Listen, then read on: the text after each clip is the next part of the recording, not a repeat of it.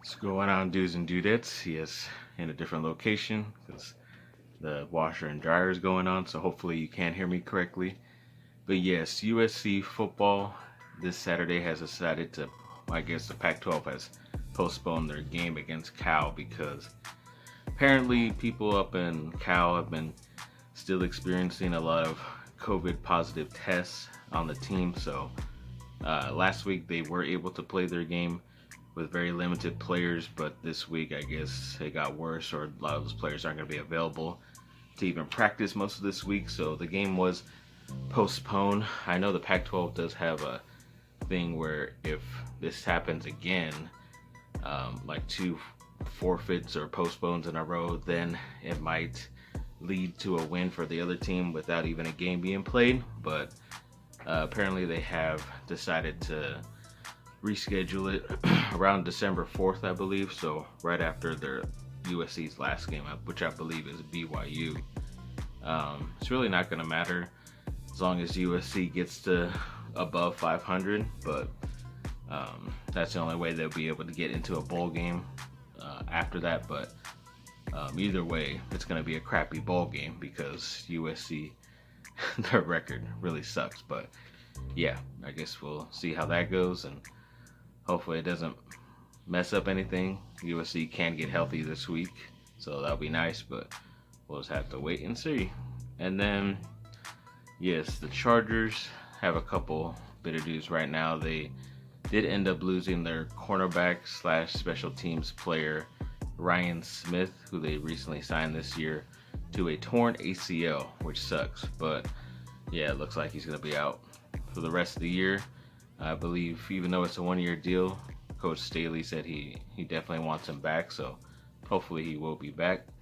Then their linebacker who recently came back from injury, Drew Tranquill, just recently tested positive for COVID, so now he will be in a protocol. I guess you have to have two negative tests within 24 hours of each other and before the game on Sunday. So yeah, it's pretty tough. I think it happened yesterday, so it might not happen, but you never know. But it looks like Kenneth Murray, the second-year linebacker, will get an uptick in plays, which is good for him. He's ready. And then also, USC officially signed a couple of their players coming in next season. It's always weird to say that because season just barely started, but yes, next season they signed a couple of the top guys. Kajani Wright, who is one of like the top 30 or 50th player in high school right now. And then also, his last name is tough to say, so let me read it. Vincent Uwuchukwu. Hopefully I'm saying that correct, but I believe he was like their 7-foot center that they got. So once again, USC has officially signed the past like 3 to 4 years, like 5 of the top 50th like best players coming out of high school that were big men, and at least 2 of them so far have gotten drafted in the first round. I know Isaiah Mobley, who was one of those guys, returned for his junior year this year, but I'm pretty sure he will get drafted late in the first round because of his talent. And I know these other guys supposedly have a lot of talent, so we'll see what they can do. And then Duke, I didn't see an official word on this, but I believe they also signed one of their players as well coming into next year, in Dariq Whitehead, so one of the top 5-star guys that they were able to get for John Shire's new team next year. So at least we got one of those guys officially. Then USC basketball had their first game on Tuesday night against CSUN, or against Northridge, and they beat them pretty handily. They won 89-49, so a 40-point victory, which is what should happen against a team like that if you're USC and the talent you got, which is nice. And then also the talent that was recently transferred over there, Boogie Ellis, who is actually an ex-Duke player. He went to Duke for like half a year, decided to transfer very quickly, went to Memphis for a couple years, and now he's back home in LA, which is pretty cool for him. But he also dropped like 20 plus points in his debut, showed how athletic and good of a passer he was, and everybody else did pretty good as well. Drew Peterson, Isaiah Mobley, everyone stepped up. So definitely glad that happened. I believe Maybe it's this weekend. They go on the road to face Temple, which is always a tough team to play when it's in Philadelphia. So hopefully USC can get that victory right before their little mini tournament. But yes, definitely looking forward to that. Then the Anaheim Ducks general manager Bob Murray, who was once an ex-head coach for them recently, but they named him the GM quite a few years ago. And I have not been really ecstatic about the way his job has been going. Just because, yeah, you get some of these players, yet you don't play them. And then a lot of other things, you don't make well enough trades to make your team better. Just get a lot of draft picks or crappier players in the process. And apparently they decided to suspend him in the beginning of the week because he was apparently there's a lot of verbal things happening with like coaches, players, and staff around the facility that he was verbally abusing them. And he had also entered in a like alcohol type of program. So that was the first day, and then the very next day or two he had officially resigned from his position after the Anaheim Ducks and the NHL had to go further into it and check out everything. So, I mean, I'm kind of glad he is gone because of certain bad things he has been doing behind the scenes. I mean, he not only abused people that he worked closely with, but he's also been abusing the fans as well. So, definitely glad he's gone. Finally, sucks that it came to this, that you had to move on from him like this. They should have moved on from him years ago, in my opinion. But now that it's all behind us, pretty much officially now, I'm definitely happy about that. And then, speaking of Duke, as I mentioned right before, yes, they had that big game against Kentucky in the Champions Classic on Tuesday. I wasn't able to watch most of it, but thankfully it was a pretty nice game of highlights to watch, and Duke did end up beating the number 10 team in the country, Kentucky, 79-71. Paolo Banchero and Trevor Keels, the two top freshmen coming in for Duke, led the way. Keels, he went off. He had, I believe it was 25. Let me make sure. Yes, he had 25, which is the third highest for any Duke freshman in their debut. I believe it was like RJ Barrett and Marvin Bagley ahead of him, but he was third, and even Banchero with 22 points was like tied for 6th all time on that list, a little bit behind Zion Williamson. So pretty nice, definitely a nice 1-2 combo that Duke has right now.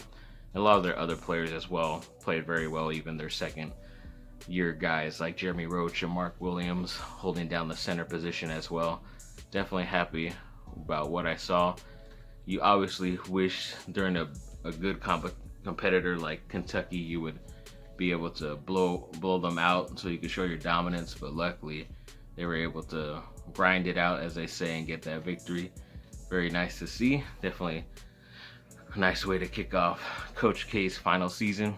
And I believe they get Army coming up next, which is the first school that Coach K actually coached at, and he went to Army as well, so he is a veteran. So that'll be a nice thing to have Veterans Day weekend. Be pretty cool to see. Then Austin Reeves, yes, pretty talented. He's been playing a lot for the Lakers as of late because of all the injuries, but once again, now he has his own injury as a rookie.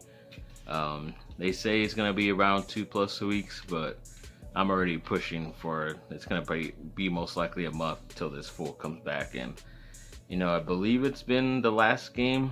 I forget if it was the Hornets game he missed as well, but I guess they didn't need him for those games, but I'll get into that right now. But yeah, as of so far, rotation wise, it's giving some other guys some more playing time, which produced very well for the Lakers recently. And speaking of those Lakers, yes, they're riding a 2-game win streak.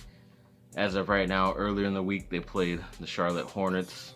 Had a young team come in who was riding pretty high, had a nice win streak of their own, beating a couple of teams, but luckily Lakers were able to beat them in overtime, 126-123.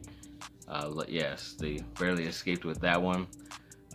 Usually it would be bad if you went in overtime to the Hornets years ago, but as of right now, they are a pretty much up and coming team with a lot of better talent this year. So not mad about this. At least they got the victory, and Anthony Davis went off. He had a double-double, 32 points, like around 12 rebounds, I believe.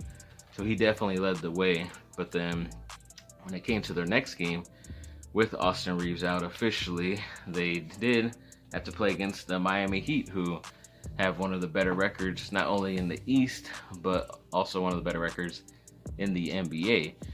So I knew it was going to be a tough matchup, especially with LeBron out. But luckily, Miami had one of their top players, Jimmy Butler, out as well. So it was kind of an even matchup. But yes, for the second straight game, the Lakers did go into overtime and get that victory against the Miami Heat. I think it was a pretty, three-point game again, 120 to 117. There are many points where the Lakers probably should have lost that game. Russell Westbrook came down towards the end, made a lot of plays right before overtime to get them in there.